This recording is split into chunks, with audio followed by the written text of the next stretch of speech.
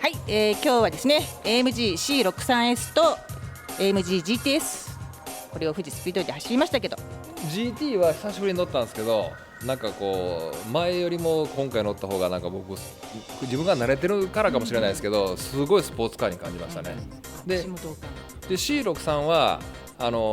前の C63 のちょっとブレーキのイメージがあったんでどうかなと思ったんですけど、すごいこのブレーキとかその辺の安定感というか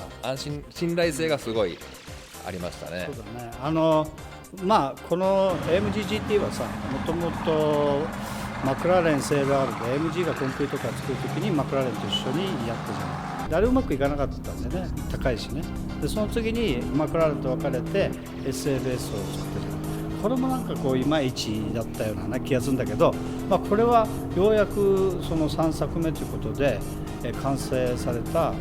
スポーツカー。これだったらポルシェ、フェラーリと比較してもね、あんまり遜色ないスポーツカーになったなっていう。そうですね。もともと AMG ってエンジンチューナーだったじゃない。で90年代後半にメルセデスの一部門になって、14年経って、ようやくこう完成車が作れたんだけど、もともとメルセデスってスポーツカーメーカーじゃないからね、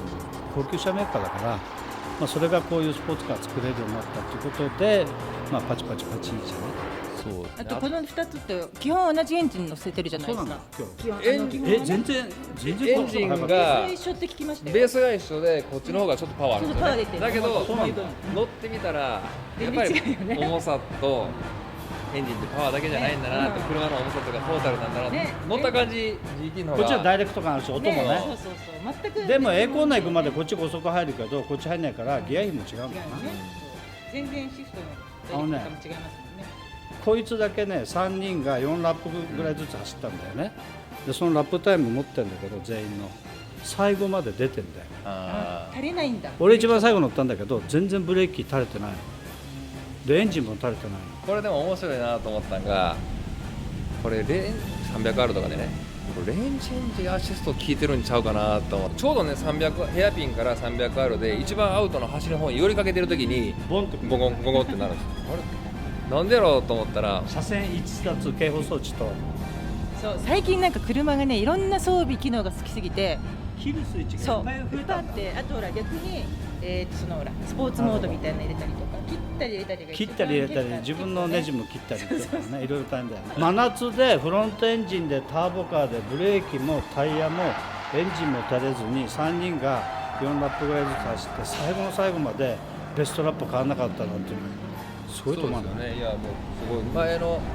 状態の車を僕乗ったことあるんですけど C63 の前のやつを、あれはもう結構ねブレーキがきつくて3周目ぐらいからやもうそれがあったんで正直乗りながら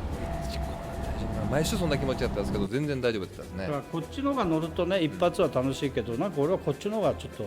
偉大だなって感じ。私ねこの車で何が偉大だったって AMG 史上最高に曲がる車だと思う。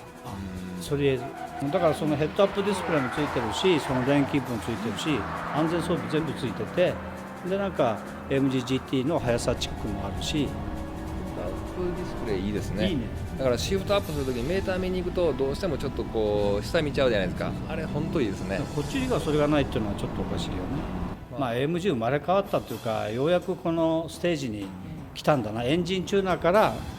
コンプリートのスポーツカーメーカーになったんだな。走れますもんね十分。本当に楽しかったです。それにしてもちょっと久美ちゃんのタイムも速かったんだけど C63 が